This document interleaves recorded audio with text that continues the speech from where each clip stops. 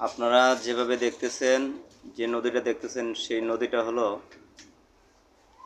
চাঁদপুর মোহনা নদীর তীর।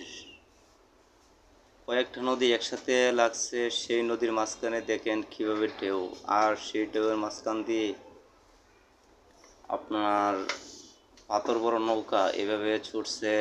এই ঢেউয়ের মাঝখান দিয়ে ঢেউয়ের পর ঢেউ, ঢেউ একের পর এক কীভাবে উঠতেছে, বোঝা যাচ্ছে যে সেই পানিটা একবারে নৌকার ভিতরে ঢুকে যাচ্ছে।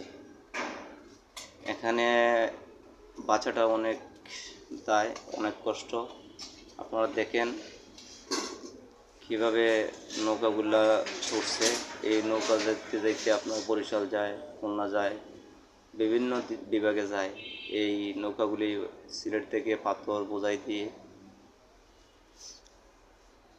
সুরমা থেকে ছাড়ে,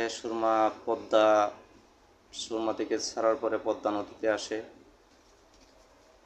পদ্মা নদীতে সুরমা নদী থেকে ছাড়ার পরে মেঘনা নদীতে আসে। মেঘনা নদী পাড়ি দিয়ে পদ্মায় যায়। পদ্মার গিয়ে কুশরা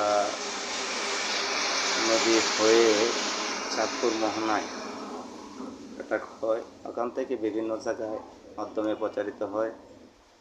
আপনারা দেখেন কি রিস্ক নিয়ে নৌকাগুলি ছাড়ছে।